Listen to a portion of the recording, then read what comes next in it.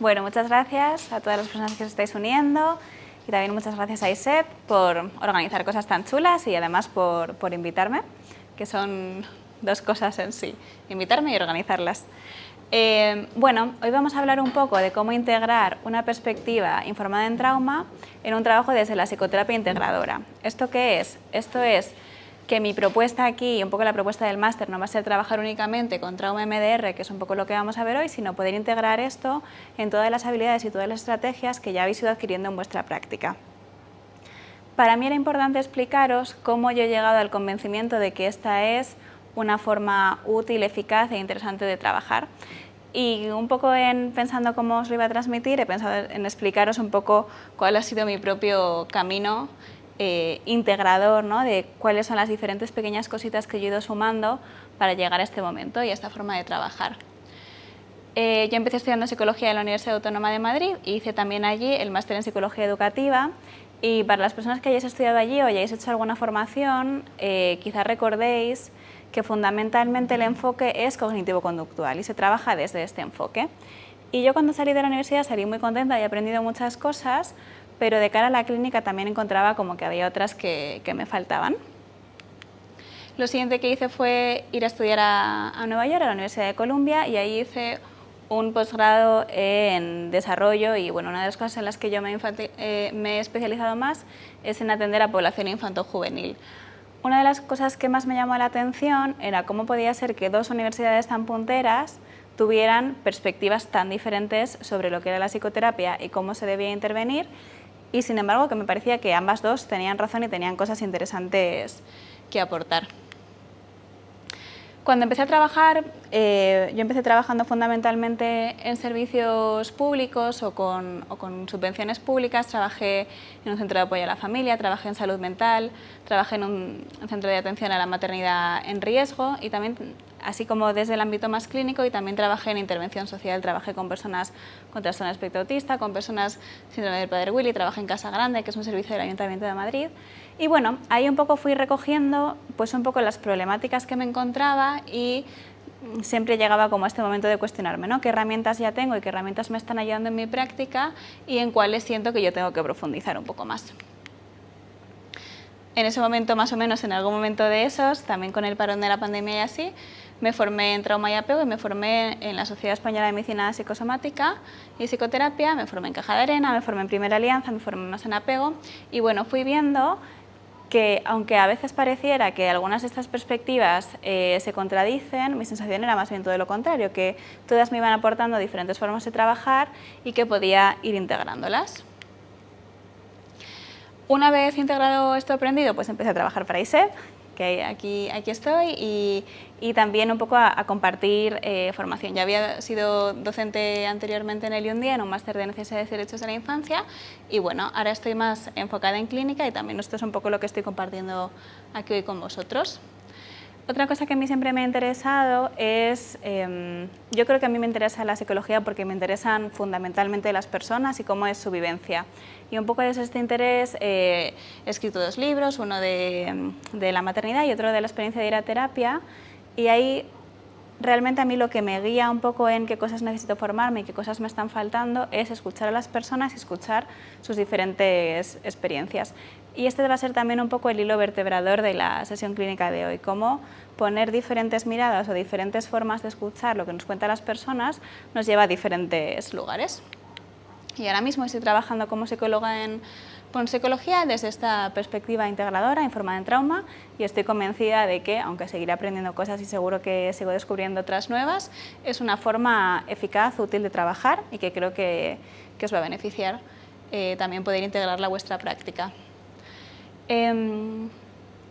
Os ponía aquí esta foto de cuando estaba pensando, ¿no? Cómo trato de explicar a estas personas, que entiendo que cada una pues ya son profesionales y vienen de diferentes recorridos, este viraje que yo creo que es tan necesario hacer, de dejar de pelearnos en si esta técnica es mejor que la otra, sino en llegar a dejar de jugar a esto a blancas o a negras, salir de esta piscina que nos ahoga y poder pensar en, vaya, vamos a coger todas estas diferentes cosas y estrategias que hemos aprendido y vamos a ponerlas al servicio de la práctica clínica.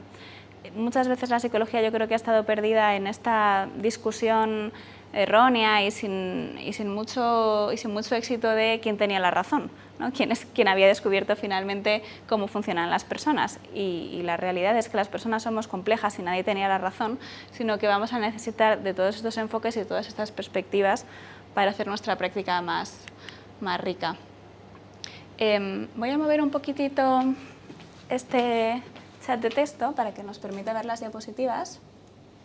Y os voy a poner aquí en la esquinita para veros, igualmente. En este intento de salir de este cuestionamiento, yo os traigo esto que para mí es uno de los valores fundamentales en el tratamiento a pacientes, que es que el único criterio que podemos utilizar para elegir qué técnica vamos a utilizar con cada uno de los pacientes es el que sea mejor para esa persona en ese momento en concreto. No tiene que ver con mis convicciones de qué me parece a mí mejor, qué me gusta a mí más o en qué estoy más formado. Y por eso siempre tenemos que estar dispuestos a integrar nuevas herramientas, nuevas perspectivas y esta cosa tan importante para mí de escuchar verdaderamente la historia de la persona. A ver, estamos teniendo aquí...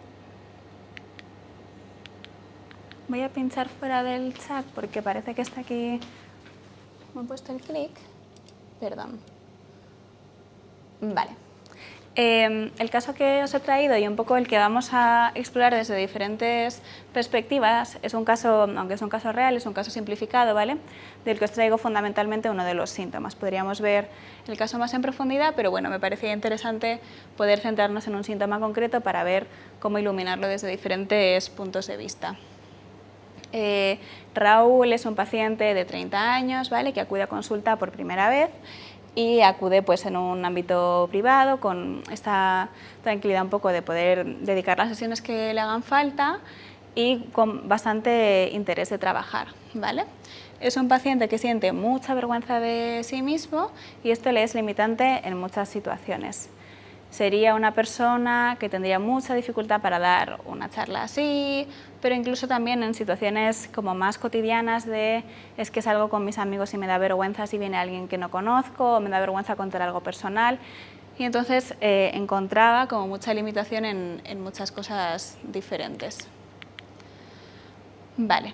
Y él viene con esta intención de, a mí me gustaría trabajar dos aspectos concretos. Poder hacer más planes con amigos, porque me pasa esta cosa de que solamente si yo controlo súper bien quién va a venir y qué vamos a hacer, y siento que en ningún momento me va a sacar de mi zona de control, yo soy capaz de exponerme a esta situación, y esto yo quiero que cambie, porque además mis amigos, pues le pasaba un poco, estaba ahí como en la treintena, pues le pasaba un poco que en la época de la universidad todo el mundo tenemos muchísimos planes y muchísimos amigos y muchísima facilidad, pero según se va haciendo mayor, pues si no era un poquito flexible en el tipo de cosas que estaba dispuesto a hacer, pues encontraba también un poco que conectaba con mucha soledad y bueno, pues esto era complejo de gestionar.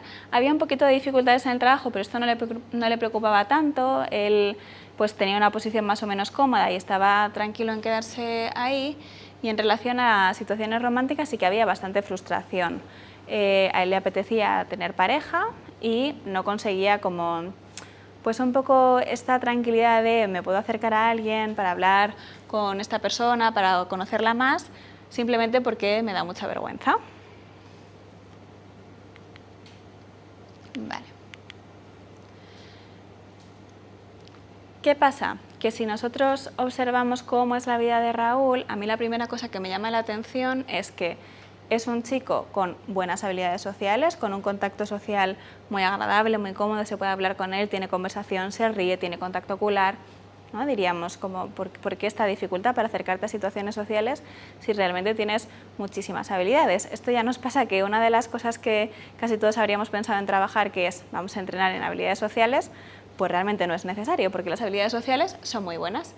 Y la otra cosa interesante es, o la otra cosa que es fácil en la que pensemos es, bueno, a ver qué pasa con estos amigos, a ver si es que se ríen un poco de él, a ver qué pasa, a ver si es que ha tenido malas experiencias con chicas, quizás se ríen un poco de él, y no, los amigos le tratan bien, le tratan con cariño, le tratan con respeto, respetan incluso estas mini rarezas o estas mini rigideces de pues no me siento cómodo haciendo este plan y le avisan, le tienen en cuenta, participan un poco pues sí, de las necesidades que él tiene, pero desde una forma como respetuosa y cariñosa. A mí este caso me parece interesante porque es un caso que depende de desde dónde lo enfoquemos, se pueden hacer muchas cosas diferentes y sin embargo es un caso aparentemente un poco complejo porque las cosas iniciales que iríamos a trabajar pues en principio están suficientemente bien y sin embargo vamos a ir viendo un poco, vamos a ir ahí como desenredando la trenza de que hay muchas cosas que hacer. Vale, si atendiéramos a Raúl desde una perspectiva más centrada en el trabajo presente, desde lo cognitivo-conductual o un poco desde las técnicas más clásicas, más estas que yo os decía del inicio de mi carrera, las que aprendí cuando empecé a trabajar como psicóloga, ¿qué haríamos normalmente? Pues hacer una exposición gradual con prevención de respuesta, ¿no? Vamos a intentar que Raúl vaya acercándose un poquito a estas situaciones que le dan vergüenza y vamos a entrenarle también en técnicas de relajación, en el que él pueda enfrentarse a estos pequeños retos pero con bastante éxito, ¿no? Vamos a acompañarle en que lo pueda ir haciendo con suficiente bienestar.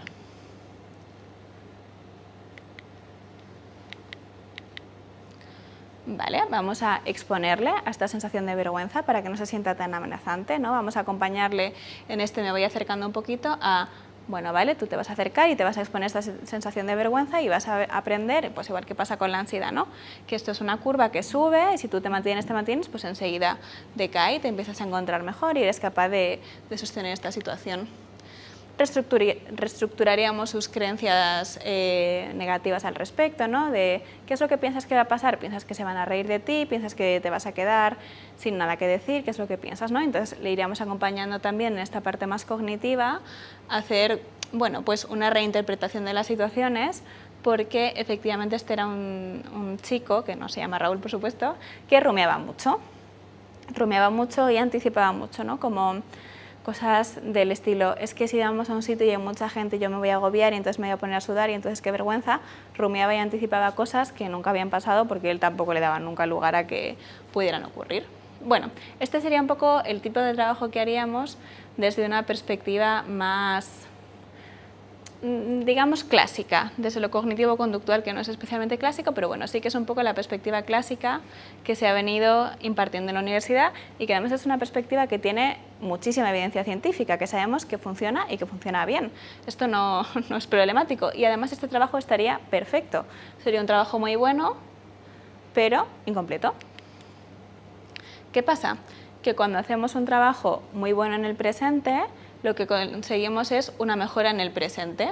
Y hacía esta cosa que aquí en la diapositiva ahora me di cuenta que parece un ataúd, pero lo que pretende ser es una mesa a la que le falta una pata y entonces se nos queda como un poco coja. Porque lo que yo me he encontrado también en la práctica clínica es que cuando vamos haciendo intervenciones en el presente, nos encontramos que los síntomas remiten en el presente, pero 3 años después el paciente viene con un síntoma similar.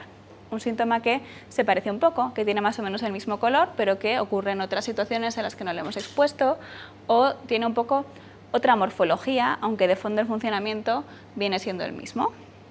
¿Por qué? Porque este síntoma probablemente no se gestó en el presente. Entonces nos encontramos un poco esta mesa que tiene una patita un poco coja. A ver, que no me termino yo de llevar bien con esto. ¿Qué pasa? Que es que a Raúl le tratan bien. Por mucho que yo le exponga, él se conecta con vergüenza por algún motivo. Porque cuando él ha estado en estas situaciones le han tratado bien y le han tratado con cariño y respeto, ¿no? A mí me falta, bueno, sí está evitando y como evita pues nunca se expone y rumia y entonces anticipa.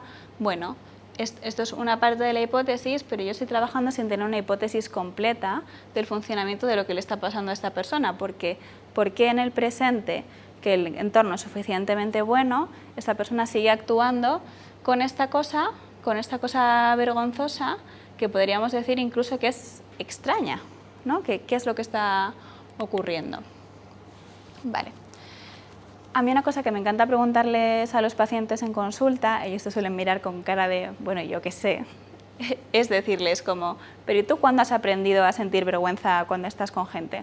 Te miran así como, bueno, esto no es una cosa que me haya estudiado, no, ya, pero en algún momento tú has aprendido esto. Y hay pacientes incluso que te responden, no, yo es que siempre he sido así. Ah, que tú naciste y en el momento de nacer te pusieron ahí los pañales y tú ya eras vergonzoso. No, las personas hemos aprendido y hemos ido gestando esta forma de responder, aunque sea inconsciente no a nivel de subconsciente, sino implícita, aunque no haya una abolición sobre ello, lo hemos ido aprendiendo y hemos ido teniendo episodios de repetición, de sentirnos así en diferentes situaciones. Vale. Cuando estamos trabajando desde esta perspectiva que nos propone mirar no solo el presente, sino también integrar cómo lo que ha ido ocurriendo en la historia de esta persona ha ido gestando que se vaya formando este síntoma en el presente, muchas veces ocurre esta cosa un poco cuestionadora, que además yo creo que en parte pues proviene de la historia de cómo la psicoterapia se ha entendido culturalmente y popularmente y del trabajo que ha hecho el psicoanálisis, ¿no? Y de esta cosa que muchos pacientes vienen de no, yo lo que quiero es trabajar esta vergüenza de ahora, a mí no me lleves a las cosas de cuando yo era pequeño. Y un poco porque es difícil, ¿no?, conectar con todo esto que me pasó, porque la mayor parte de los pacientes ya se huelen que si abrimos esa caja van a ocurrir cosas, pero también porque no todo el mundo le ve la utilidad. Hay gente que te dice, bueno, y si tú tienes un buen vínculo terapéutico, más o menos confían en, vale, yo abriré esta cajita porque tú me lo dices y porque confío en ti, pero yo no le veo la utilidad. Y creo que también muchas veces los profesionales y las profesionales que atendemos, a veces caemos un poco en lo mismo, en que nos cuesta verle la utilidad, ¿no? Entonces es esta pregunta de cómo puede ser que aquellas cosas que ahora veremos, ¿no?, con Raúl, que me pasaron hace 35 años, tienen que ver con lo que me pasa ahora, ¿no? Ahí aparece esta cosa de, no, bueno, pero eso yo ya lo he superado, eso a mí no me afectó tanto, no fue para tanto, ¿no? Todas estas cosas que sí que tienen mucho que ver, luego veremos un poquito más en profundidad, con la dinámica del trauma. Vale, aquí os dejaba una cita que es un error pensar que las etapas evolutivas se van cumpliendo, ¿no? Esta idea de ya he quemado la adolescencia, ya he quemado la infancia y ahora estoy aquí. Lo que ocurre es que estas etapas se van integrando. De igual forma que si en un árbol hiciéramos un corte transversal en el tronco, veríamos que conserva los anillos de cada una de las etapas. Y a las personas nos pasa lo mismo, ¿no? Que vivimos con, si fuéramos a la imagen inicial de las matrioscas, vivimos con cada una de nuestras versiones anteriores integradas en nosotros y en nuestra vivencia. Y eso es lo que pasa también en consulta, que el paciente viene con su situación presente, pero viene también cargando todo lo que ha ido ocurriendo antes y todas las estrategias que ha ido aprendiendo antes. ¿Por qué? Porque su cerebro no se ha formado ahora. Su cerebro se ha formado en toda esta experiencia vital previa. El cerebro es un órgano estímulo reactivo y cuando llegamos al mundo está a medio hacer, ¿no? Si habéis estudiado neurociencia o algo de neurociencia, conoceréis, por ejemplo, que hay dos etapas de poda neuronal, una como a los 2-3 y otra en la adolescencia. ¿Por qué? Porque el cerebro viene preparado para aprender absolutamente cualquier cosa. Es profundamente plástico y sigue siendo plástico a lo largo de la vida, ¿no? Pero hay dos momentos en los que se hace una poda y en esta poda lo que ocurre es que se elimina, no es como que vayamos generando más conexiones, es más bien que las conexiones que hemos utilizado se fortalecen y se eliminan las que se considera pues, que no van a ser útiles para la vivencia de esta persona. Así, lo que no se ha utilizado se poda y entonces se va quedando en este cerebro impreso las estrategias y las herramientas que van a ser útiles en función del entorno en el que vive esta persona. No es lo mismo haber vivido una infancia en la que te trataban bien y entonces quizás como que los caminos neuronales que más se han fortalecido son los de pues estar con los demás es una cosa agradable y tranquila y yo estoy estupendamente aquí, que haber estado en una infancia en la que pues a lo mejor me han pasado cosas más difíciles y cuando mi cerebro ha elegido que voy a podar, aunque parezca que es poco útil, elige podar un poco, pues por ejemplo, esta sensación de tranquilidad con el otro y permanece la vergüenza, que parece muy poco útil, pero es que si yo voy a estar recibiendo maltrato por parte de los otros, más me vale sentirme vergüenza y no querer acercarme para disminuir así la cantidad de agresiones que recibo, que sentir todo el rato este deseo y esta necesidad de estar con los demás.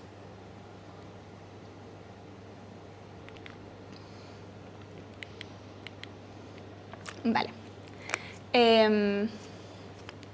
Cuando vamos explicando estas cosas a los pacientes y ellos van un poco entendiendo por qué les hacemos estas preguntas tan extrañas de hace tanto tiempo, ellos normalmente van conectando con algunas cosas que les han sucedido y que pueden ser relevantes. Y en este sentido, Raúl nos cuenta una situación. Nos cuenta que cuando tenía 10 años se hizo pis en clase. Un día que se encontraba mal, se le escapa el pis y se hace pis y bueno, pues siente una vergüenza tremenda. ¿Qué pasa? Que esto es un evento muy vergonzoso, pero después de este evento sus compañeros se ríen de él. Pues bueno, pues eran los 90 y pasaban estas cosas y ya está. Sus padres empatizan con, oye, pues hijo, debe estar siendo súper difícil ir al cole, que tus compañeros se rían de ti y enfrentarte cada día a esta cosa de que te hiciste pis, y entonces le cambian de colegio. Y esto es un evento como aislado que en un momento dado nos cuenta y que él hace esta cosa de, bueno, igual no tiene que ver, pero te lo cuento por si acaso. Y tú piensas, vaya, pues igual sí que tiene que ver. Yo me lo voy a apuntar aquí y luego lo vamos hablando. Vale. Además, otra cosa que pasa con las vivencias traumáticas, y luego ya os explicaré un poquito más el concepto de trauma, es que casi nunca se hablan con nadie. ¿Por qué? Porque suelen estar relacionadas con la vergüenza y con el silencio. Y de hecho Raúl nos cuenta, bueno, esto que pasó yo casi nunca lo he hablado con nadie. ¿Por qué? Uno, porque me da vergüenza. ¿Y qué pasa? Que cuando yo lo vuelvo a poner en palabras, las personas sí que suelen ser capaces de decirte, pues ahora que lo dices, sí que siento como que esto todavía igual no lo he superado tanto como a mí me parecía. Quizás sí que me sigue afectando. Vale. ¿Podemos considerar este evento como traumático? Las personas que estáis online, las que estáis aquí también, pero aquí somos menos, si alguien quiere ir comentando alguna cosa o preguntando, fenomenal.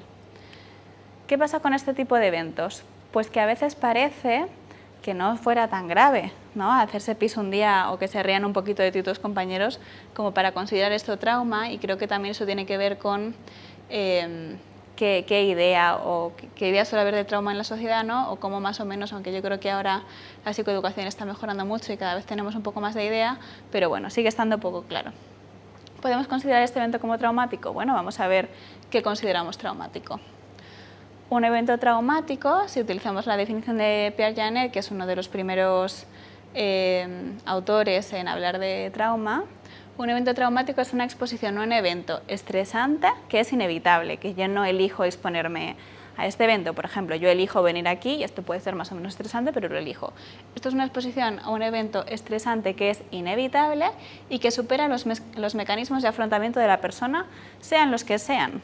Si yo tengo pocos mecanismos de afrontamiento, más eventos serán traumáticos para mí. Si yo tengo muchos, esto también es una cosa que se hace en terapia, ¿no? Se desarrollan más y mejores mecanismos de afrontamiento. Si yo tengo muchos, pues el umbral de lo que para mí es traumático va a ser diferente. ¿Qué pasa? Que cuando uno es un niño, mis mecanismos de afrontamiento son tan pequeños que es muy fácil que las cosas caigan dentro del umbral de lo que sí es trauma y de lo que sí que supera mis mecanismos de afrontamiento. Cuando esto pasa, hay un terror, ¿no? Yo siento mucho miedo de esto que me ha pasado, siento mucha vergüenza, siento mucho malestar, que se convierte en una fobia a recordar. A mí me ha pasado esto horrible, yo no lo hablo con nadie y además es que yo no me quiero acordar de esto, yo lo que quiero es seguir adelante y además la sociedad me va a decir que sí, que yo tire para adelante y que siga viendo a mis compañeros y que no le dé muchas vueltas. Y esta fobia se convierte en una fobia al recuerdo y como yo intento no recordar, intento apartarlo de mi vida, también estoy quitando las oportunidades que yo tendría de nuevo un poquito revivir este evento y un poco reprocesarlo. ¿Por qué cuando nos pasa algo horrible los psicólogos siempre nos empeñamos en hablar de ello?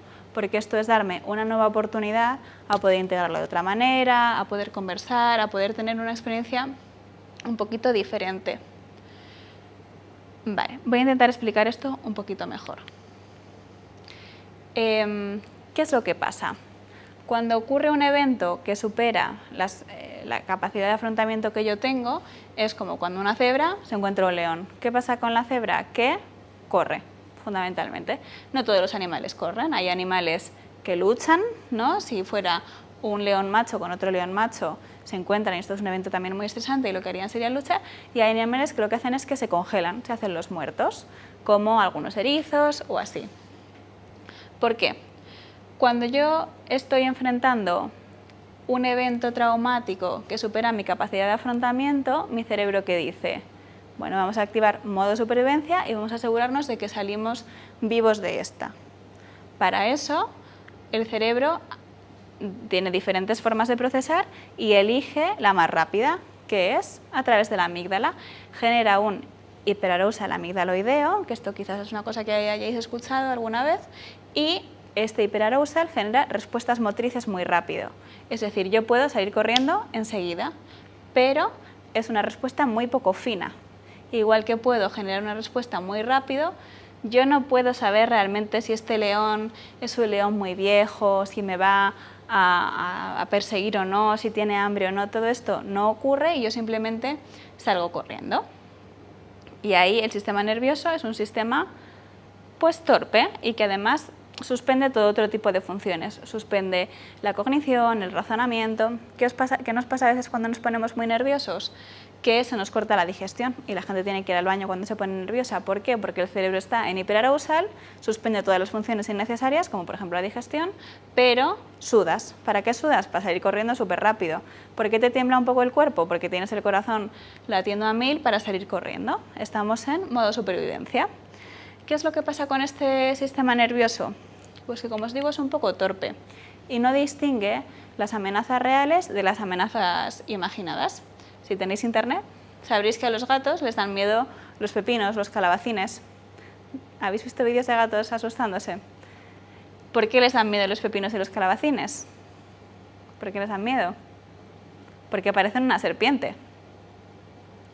Igual que, por ejemplo, las arañas, que es un estímulo pues inofensivo en la mayor parte de los casos, a los humanos nos suelen dar miedo. ¿Por qué? Porque hay arañas venenosas y hemos ido aprendiendo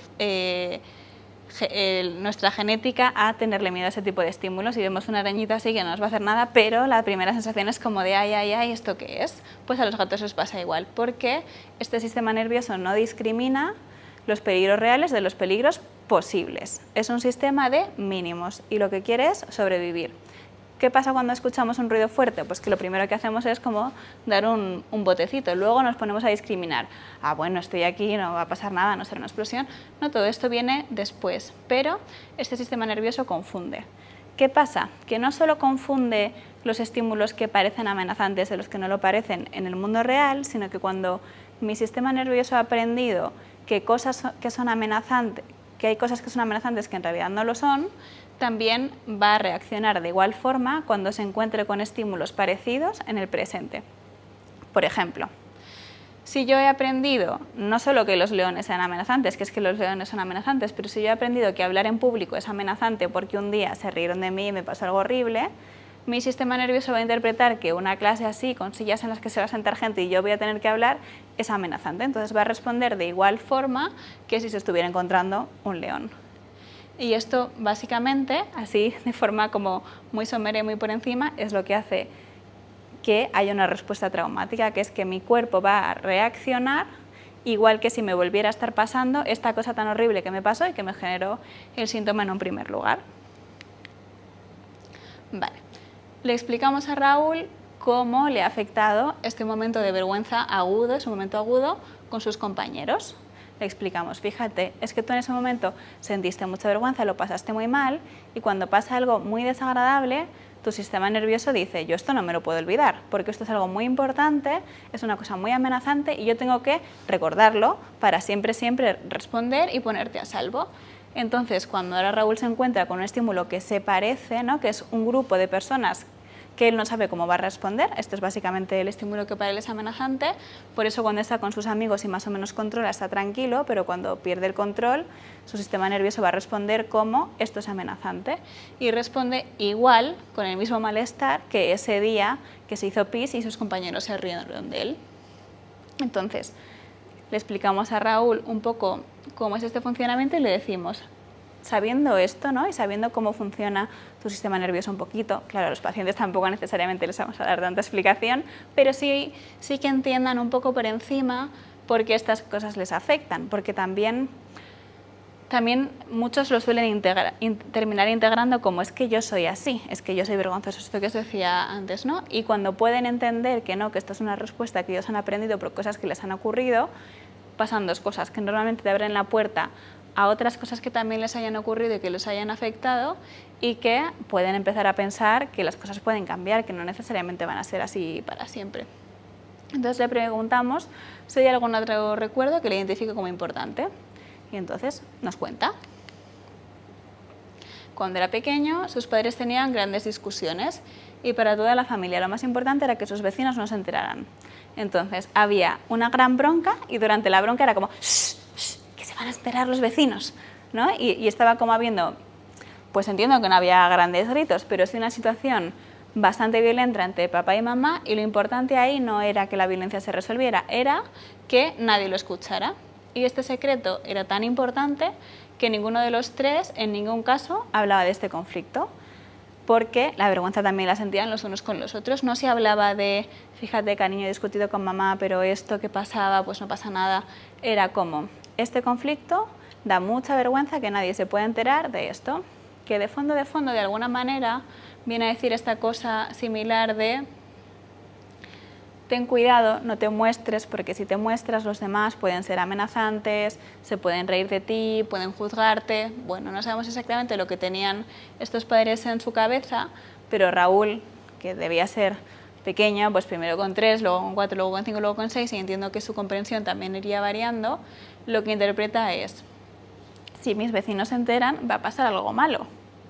Que aquí, sin embargo, pues los padres no sabemos dónde han adquirido esta creencia y de dónde les viene, ¿no? Y qué es lo que tratan de evitar, pero para él va a ocurrir esto. Entonces, cuando yo me muestro, cuando yo muestro un poquito más de mí, me estoy exponiendo a que pasen cosas malas.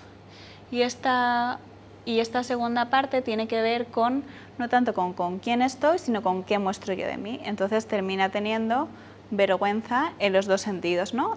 Las dos cosas se convierten en un detonante de esta respuesta del sistema nervioso, tanto encontrarme con gente que no controlo muy bien lo que le sucede, como exponerme un poquito a quién soy yo y quién soy yo en el mundo. Vale. ¿Qué pasa? Que este evento, ¿no? Y vuelvo a lanzar esta misma pregunta, que tus padres discutieran y esto fuera una cosa vergonzosa, ¿puede ser un evento traumático? Si nos dábamos a lo mejor del momento del pis y aún así es un momento agudo en el tiempo, ¿no? que podemos ahí como localizar, este día pasó esto, fue muy desagradable, lo pasaste muy mal, esta cosa de su familia pues es mucho menos aguda. Esto debió ser como una cosita que fue pasando pues un poquito este día, un poquito al otro día, esta cosa de no grites, que no te escuchen los vecinos. Y sin embargo, esto también genera una respuesta traumática.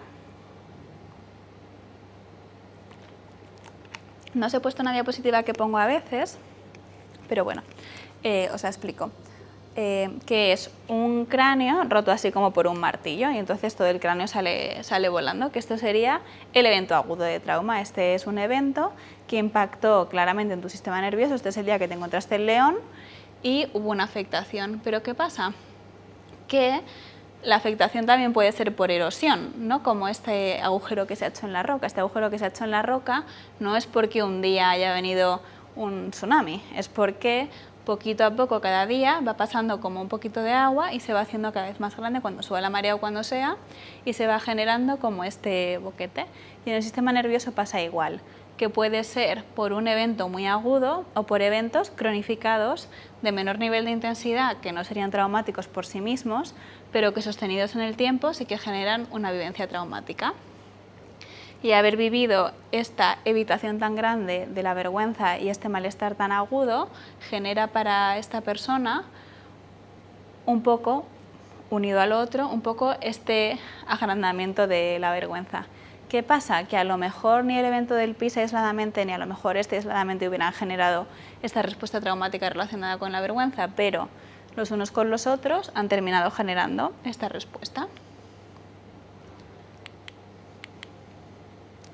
Vale, y aquí tenemos otra definición de trauma, que aquí estaríamos diferenciando lo que es trauma simple, que es este evento único, agudo, de trauma complejo, que es una sucesión de eventos, que estos autores definen como trauma podría considerarse lo que le sucede a una persona cuando hay demasiado pronto, demasiado durante demasiado tiempo o no lo suficiente durante demasiado tiempo. Es decir, voy a poner ejemplos de todo. Demasiado, demasiado pronto, por ejemplo. Demasiados gritos, demasiado pronto. Demasiada exigencia, demasiado pronto. Demasiado durante demasiado tiempo. Se trata también de cuánto en el tiempo se extiende. Por mucho que un día mi madre me grite, pues no va a pasar nada, pero si esto ocurre durante demasiado tiempo, también es importante. Y luego, otra faceta de otra arista como del evento traumático que es relevante es que también no siempre estamos mirando a lo que sucedió, sino que también podemos estar mirando a lo que no sucedió. En este caso en particular de Raúl, de hecho parte es esto, no es solo que haya habido muchas vivencias de vergüenza, es que lo que no ha habido es una regulación sobre lo que es sentirse avergonzado y sobre lo que es que los demás tengan o dejen de tener una visión sobre ti. También podría haber sido que hubiera habido pues, una falta de cariño, una falta de afectuosidad física, lo que hubiera sido. Cuando os contaba el primer evento del PIS, a mí una cosa que me llama la atención de esta familia es que cuando esto ocurre, no parece que hagan muchas cosas antes de cambiarle de colegio. Es como que ocurre este evento, los compañeros se ríen, los padres entran en pánico de ay, ay, ay, que estás sintiendo vergüenza, te voy a cambiar. Lo cual también refuerza esta idea de esto es algo de lo que avergonzarse muchísimo. Esto es una cosa horrible y es normal que no lo puedas tolerar. Por supuesto que estos padres le cambian de colegio con una intención de protegerle.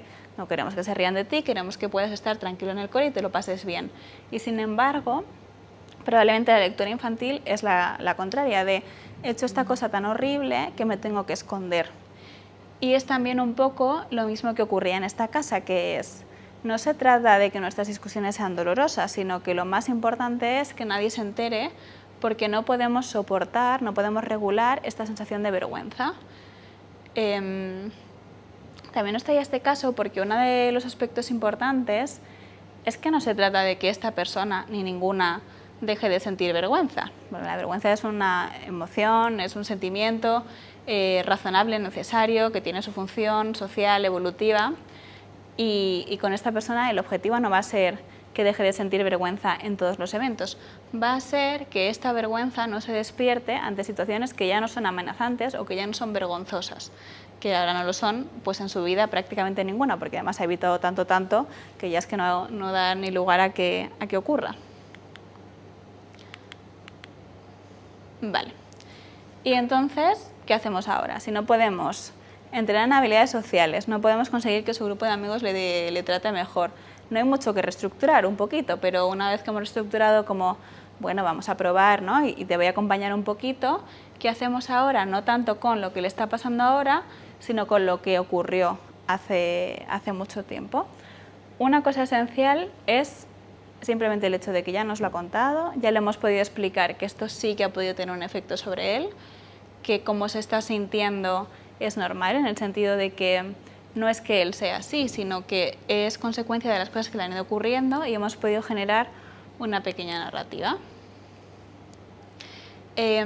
Cuando estamos hablando de las cosas traumáticas que ocurrieron en el presente, simplemente el hecho de hablarlas nos genera oportunidades de vivirlas un poquito en la consulta, que es un ambiente seguro, y esto permite poder entender, resignificar y también poder ir imaginando o creando formas de responder de forma diferente, ¿no?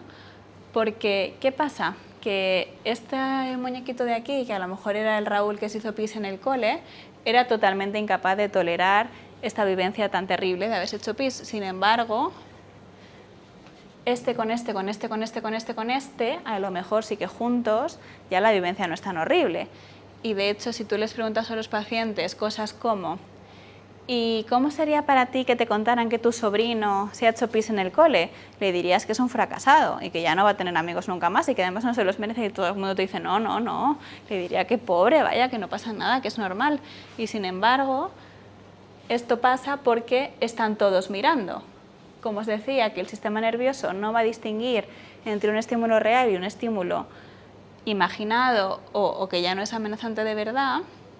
Y entonces lo que pasa es que responde reexperimentando. Lo que pasa cuando yo expongo a un paciente una vivencia traumática es que ya no está todo integrado, es que de repente solo está otra vez este muñequito solo. Lo está viviendo de nuevo con esos recursos que son tan pocos. Cuando yo en consulta traigo a este muñequito y me aseguro de que todos los demás le vayan acompañando y yo le acompaño, creo una oportunidad de que lo que pasa sea un poco diferente. Vale. Para ello, utilizaremos herramientas que nos permitan integrar lo corporal con lo narrativo. Esto va a ser muy importante. Hay personas que sí que han hablado mucho de su trauma y de hecho hay personas que su vivencia es como muy reactiva, que este es el ejemplo más clásico de trauma o más fácil de entender, pero hay personas también que su vivencia es fundamentalmente disociativa, es decir, que te cuentan cosas horribles que les pasaron y te las cuentan como si fuera una peli. Esto que pasó, sí, o esta cosa terrible y te la cuentan sin ninguna emoción, sin ninguna vivencia corporal. ¿Por qué? Porque lo que está pasando es que el sistema nervioso, en vez de salirse por arriba, se sale por abajo. Me desconecto del todo, no conecto con nada y entonces tampoco puedo reintegrar, porque lo que vamos a querer es reintegrar estos sistemas de alerta y de supervivencia, que son los que actúan en el momento, con el resto de los sistemas. Si solo está en el resto de los sistemas y este no está en absoluto, no va a haber una integración.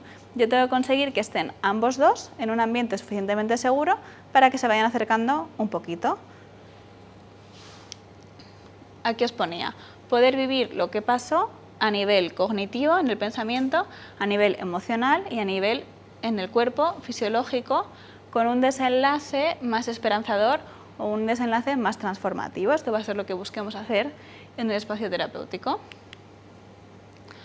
Para dar así nuevas oportunidades para sentir que lo que sucede no es la definición que teníamos antes de trauma, no es tan estresante, inevitable fue, pero no es tan estresante y no sobrepasa mis mecanismos de afrontamiento, porque yo ahora tengo otros mecanismos de afrontamiento y los que no tenga los voy a ir construyendo en la consulta con la persona que esté conmigo. Vale. En esta forma de trabajar, en la que aparte de trabajar el presente, no es que cuando se trabaja de ese trauma no se trabaja el presente, es que se trabajan además otras cosas, esta cosa que vamos a hacer de iluminar la herida, vamos a hacerla desde diferentes técnicas, que además son técnicas que van a aparecer todas en el máster en diferentes momentos, y yo os traía aquí como un pequeño aperitivo de cada una de ellas, de cosas que se hicieron con este paciente, ¿vale? Vamos a ver un poquito de caja de arena, un poquito de Internal Family Systems, un poquito de TFE, terapia focalizada en la emoción, y un poquitito de MDR. Vale.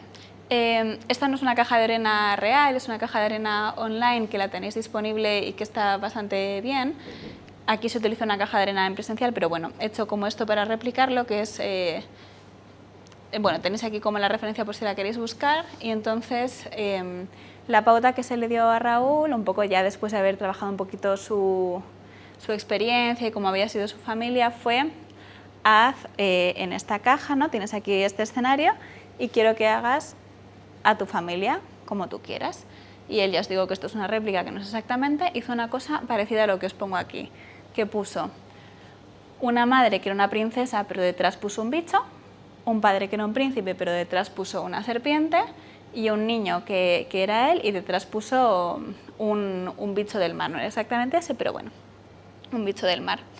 Depende desde dónde se trabaje con caja de arena, si se interpreta, si no, si se participa en la caja o no, son cosas que diferentes terapeutas proponen de formas diversas y bueno, ahí en el máster podréis indagar más en profundidad, pero bueno, aquí la interpretación yo creo que es bastante clara, que es sí, nuestra apariencia siempre tiene que ser de familia perfecta y todo muy bien y sin embargo, como todo tiene que ser tan perfecto, yo tengo que esconder que de fondo pasan cosas horribles que me dan mucha vergüenza. ¿Qué pasa? Que si yo escondo cosas que aparentemente dan mucha vergüenza, cada vez más me quedo con la sensación de que son cosas horribles, porque nunca se deshace como el encanto. Yo nunca te muestro esta parte de mí que me parece tan horrible, y aquí ya estoy un poco adelantando IFS, como nunca te la muestro, nunca recibo nada de ti, y entonces yo me quedo en mi propio bucle de que esto es horrible.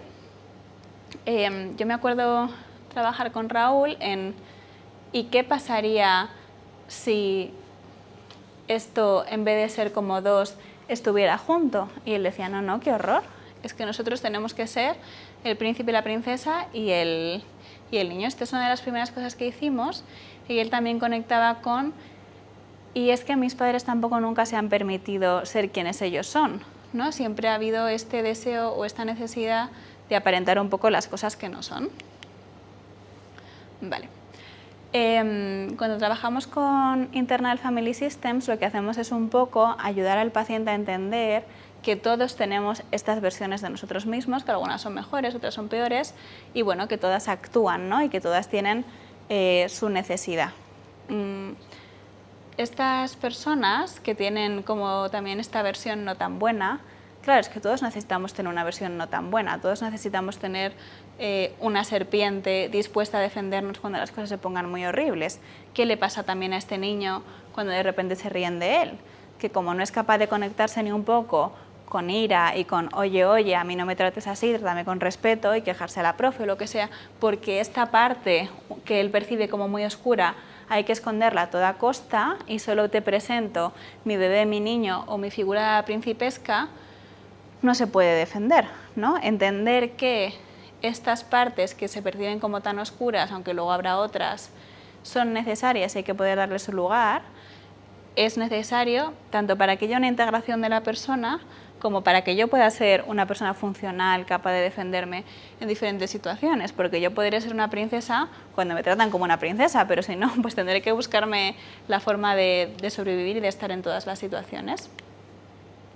¿Qué pasa? Que al final Raúl y muchas personas lo que terminan generando es mucha distancia entre sus partes y se terminan presentando, cuando se presentan en sociedad o en el mundo, únicamente como con uno de los vértices del polígono, ¿no? Yo soy únicamente esta persona súper perfecta y súper correcta, entonces necesito tenerlo todo súper controlado porque me da mucho miedo que desde aquí el otro pueda ver cualquier otro de los vértices de mi polígono, cualquier otra de las representaciones de mi personalidad o de mi persona.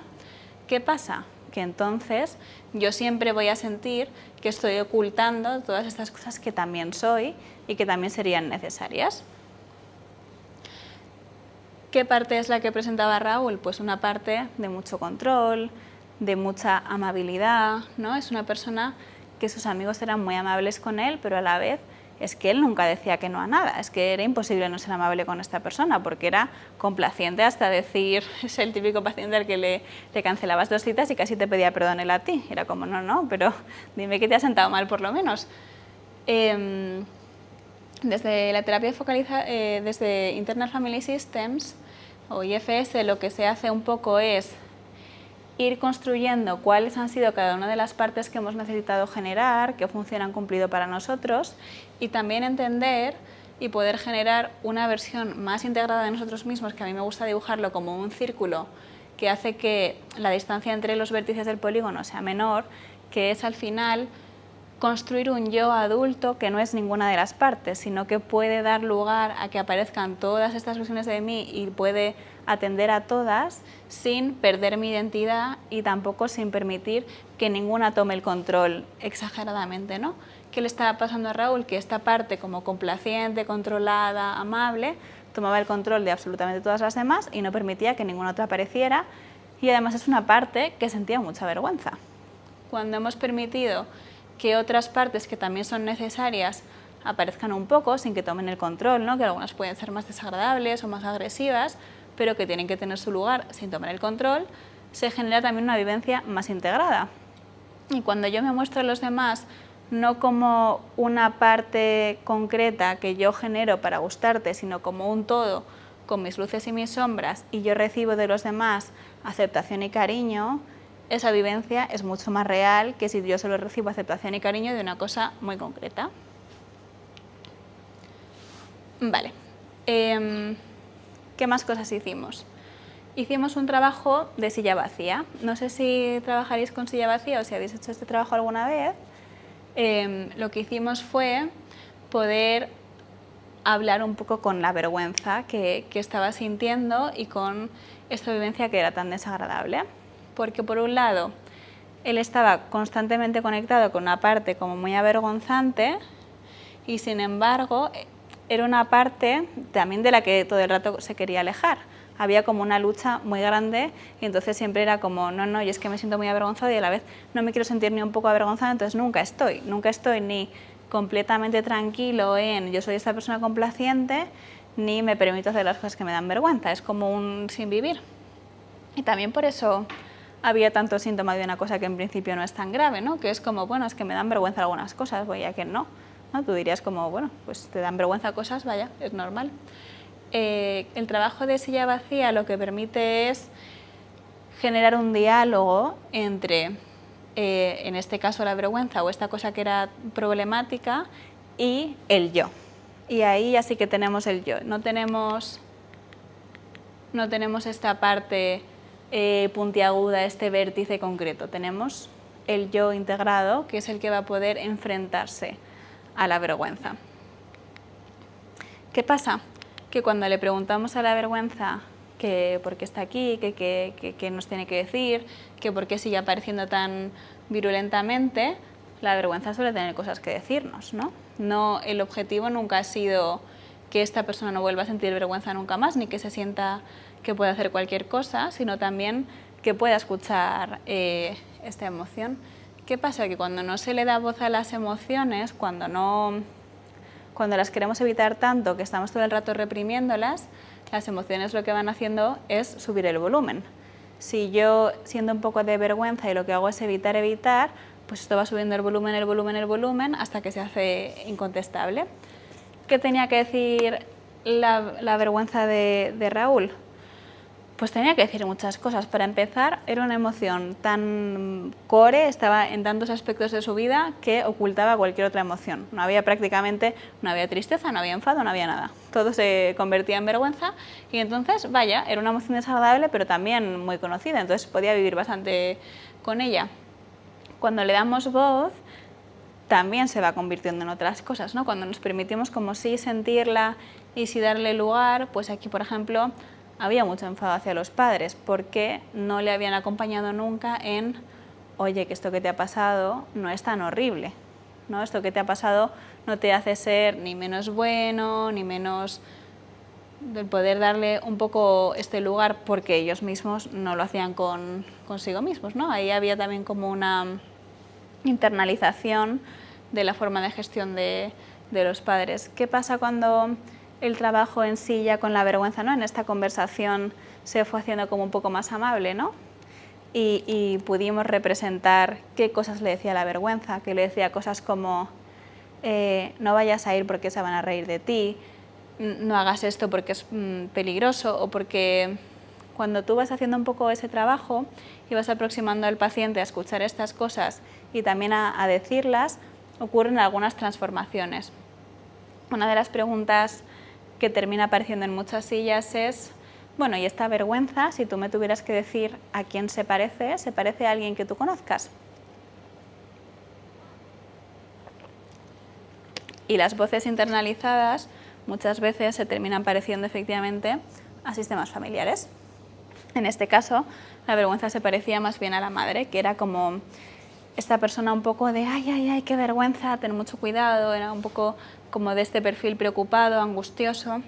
Y bueno, se pudo generar un reencuentro con esta madre, que además ya no vivía. Os cuento que este caso pues lo he simplificado como para poder ver una cosa en detalle, pero se pudo trabajar un poco en un diálogo y en resolver esta dificultad con su madre que estaba no resuelta, y que además, como sucedía que había fallecido, pues había también pues como mucha necesidad de mantenerse fiel a ella, de no traicionarla, de no traicionar como esta idea de familia, de los apellidos, de quiénes somos nosotros y cómo nos comportamos y cosas hacemos, que generaba mucha más esta sensación. Vale. ¿Qué trabajamos desde EMDR? Bueno, desde EMDR se trabajaron muchas cosas. Para las personas que quizá no sepáis lo que es EMDR, EMDR es una técnica de desensibilización y reprocesamiento. El nombre de la técnica viene de con movimientos oculares, eye movement, pero es una técnica que se utiliza con estimulación bilateral en general. Y la estimulación bilateral puede ser ocular, puede ser táctil o puede ser con tonos en los oídos. Es una técnica que se utiliza para reprocesar eventos traumáticos, ya sean agudos o crónicos, esto que os he explicado al principio. Y bueno, esta técnica se basa en que ocurra una experiencia, el poder revivir un poquito esto que ocurrió con esta estimulación bilateral que genera una sensación en la amígdala de más calma y que permite reintegrar un poco las cosas que fueron ocurriendo. y la técnica se basa fundamentalmente en que la vivencia física sea de más calma cuando yo reexperimento y recuerdo, para que cuando yo me encuentre con estímulos que se parezcan, mi sistema nervioso no responda tan abruptamente, pero además lo que pasa con los eventos traumáticos es que, como os decía, que el resto de sistemas se han apagado para darle lugar a este hiperarousal amigdaloideo, se generan muchas creencias que son erróneas o desadaptativas sobre el mundo, porque no funciona bien el resto de mi cerebro. Entonces yo termino generándome ideas que no me ayudan. El MDR también incluye esta parte cognitiva. No tiene como esas dos partes. Desensibilización es que la sensación corporal sea más amable y me detone menos. Y reprocesamiento, esto es que yo pueda reprocesar, darle un significado diferente a esto que me ocurrió.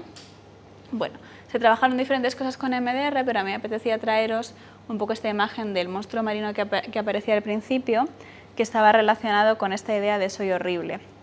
Cuando al final con este paciente íbamos indagando en algunos de los eventos relacionados con violencia, con vergüenza, por ejemplo, cuando un evento como muy claro que reprocesamos es el evento de hacerse pis, ¿no? Y entonces tú ahí evalúas cuánto malestar hay ahora cuando piensas en esto, cuando vayas a ese momento. El malestar era muy alto, pero la pregunta casi más importante es ¿qué piensas tú que dice de ti haberte hecho pis en clase, ¿no? ¿Qué interpretación le has dado a esto que ocurrió? Y bueno, al principio a veces los pacientes se defienden un poco y te dicen, bueno, no sé, pues entiendo que es normal, que era pequeño, pero tú le dices, no, pero tú ponte en este niño de 10 años, ¿no? ¿Cuál era la creencia que hay sobre este niño? Y entonces sí que aparecía esta cosa de soy horrible, que le conectaba además con esta imagen tan visual del monstruo y que llevaba toda la vida tratando de ocultar. Por eso se había convertido, igual que sus padres, en un príncipe súper encantador, súper amable, súper complaciente. Con MDR se pudo reprocesar tanto el evento como la creencia de soy horrible. La creencia de soy horrible no se cambia por soy el mejor, se cambia por soy suficientemente bueno, lo hice lo mejor que pude, me equivoqué, vaya, me pasaron cosas, pero soy una persona que me merezco pues, que me vaya bien, que me pasen cosas agradables. Y se consiguió que en relación a este recuerdo el malestar fuera de 0 y que la creencia de soy suficientemente bueno fuera todo lo cierta posible. Y con estos diferentes eventos, o sea, con estas diferentes técnicas y estrategias se fue trabajando tanto a nivel identitario, esto tendría más que ver con la identidad, a nivel emocional, en la terapia focalizada en la emoción, como qué función está teniendo para ti la vergüenza de que te está protegiendo, qué otras cosas oculta, a nivel un poco sistémico y un poco también emocional, ¿no? Esto de para qué tú has necesitado generar estas defensas, de qué te están protegiendo y también de qué te están privando, ¿no? Qué cosas has tenido que abandonar por el camino. Y también mucho trabajo a nivel simbólico de poder entender por qué había generado todo esto y si necesitaba seguir ocultando todas estas cosas. Una cosa que se me ha olvidado deciros antes de esta caja, pero que también es importante, es que la colocación de las figuras, aunque ya os digo que no es la caja real, no es casual. Es que sus padres estaban delante de los monstruos y él estaba detrás. Como que había una vivencia de a mí se me ve más que soy la serpiente que soy el niño, cuando al revés, o sea, era una vivencia totalmente de, bueno, si eres una persona súper amable, pero esto estaba tan integrado, soy horrible, necesito ocultarme tanto, porque me siento que soy muy horrible y que todo el rato se me ve esta serpiente. Un poco a nivel de conclusión os traía otra cita en la que os decía que la terapia integradora lo que propone es renarrar el pasado de forma transformadora, ¿no? Lo que le ha pasado a los pacientes es algo que nunca vamos a poder cambiar y que ellos tampoco, y que lo único que tiene que hacer es aprender a vivir con eso y cuestionar las ideas que eso genera sobre quiénes son y sobre cómo se tienen que enfrentar al mundo, renarrar el pasado de forma transformadora, modelar el yo presente alterando tal vez el comportamiento ajeno. Esto quiere decir modelar quién soy yo, y cuando yo modelo y transformo un poco quién soy yo y cómo me comporto en el mundo, los demás también se comportan de forma diferente conmigo. Cuando yo soy capaz, por ejemplo, de conectar un poco con mi enfado, con una parte más protectora, más que me pone en mi sitio y que dice, oye, yo soy yo y yo necesito otras cosas, los demás también se comportan conmigo de forma diferente, y mudar el futuro imaginado si es que queremos hacerlo. Y también me va a permitir imaginarme a mí mismo en otras cosas y en otras circunstancias si es que yo quiero esto. Si yo quiero salirme un poco de quién soy y quiero explorar nuevos caminos, pues también lo voy a poder hacer. Bueno, esto es un poco el contenido que yo os traía. Quería que quedara un poquito de tiempo para preguntas. He visto alguna pregunta aquí. Una es si se va a compartir la presentación, que yo no lo sé. Sí, me dicen que sí, la vais a tener. El link, que entiendo que os lo van a mandar también, y la grabación se va a compartir en YouTube, así que también la tendréis ahí disponible. ¿Hay alguna pregunta más de lo clínico, de las cosas que hemos contado, algo que os interese saber o profundizar un poco? Vale. Alguien me ha pedido el correo que está en la presentación. Como vais a tener la presentación, pues lo tenéis ahí. Caso por caso, ¿cuánto puede durar un proceso terapéutico como este o alguno similar?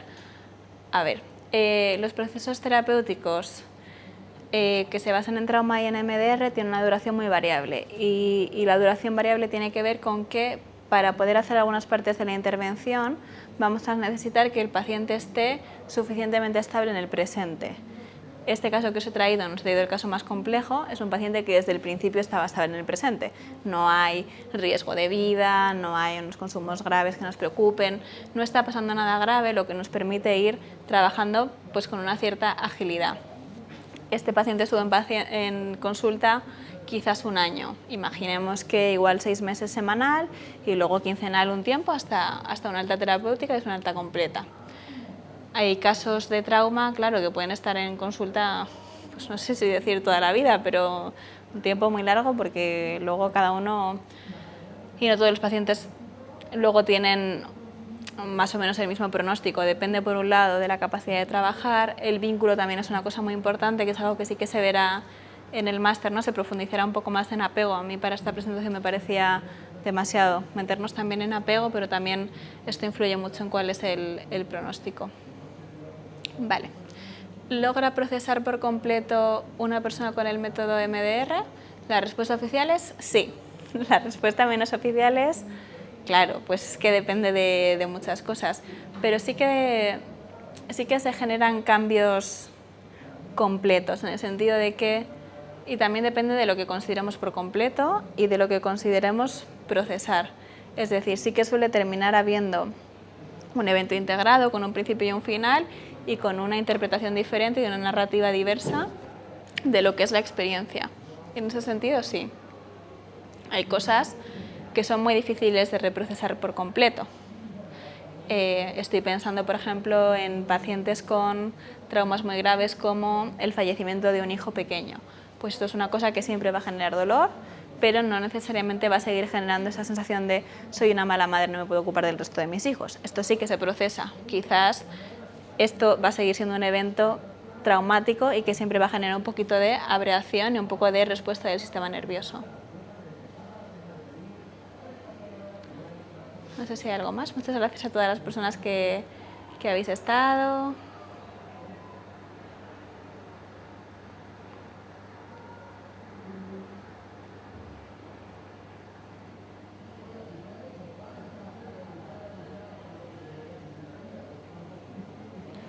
Vale, yo creo que para las personas que piden el link, más bien se les va a enviar después, ¿verdad? Supongo. Ah, pues ahora os lo envían. Vale, perfecto. Pues si no hay más preguntas, muchas gracias a todos. Ha sido un placer, espero que os haya gustado y que nos veamos en el máster. ¿Quieres estar al día de todo lo que ocurre en ISEP? Síguenos en las redes sociales y no te pierdas de nada. Actualidad, secciones clínicas, eventos, vida estudiantil y mucho más. Podrás encontrarnos en Facebook, Twitter, LinkedIn, Instagram y YouTube. Conviértete en el protagonista de nuestros perfiles sociales. Cuéntanos cómo está siendo tu experiencia en ISEP. Muéstranos tu día a día, comparte las fotos de tus mejores momentos y recuerda de etiquetarnos o de usar el hashtag #ExperienciaISEP. Así podemos compartir el contenido con el resto. ISEP, un lugar donde las grandes cosas pasan. Con ISEP siempre sumas.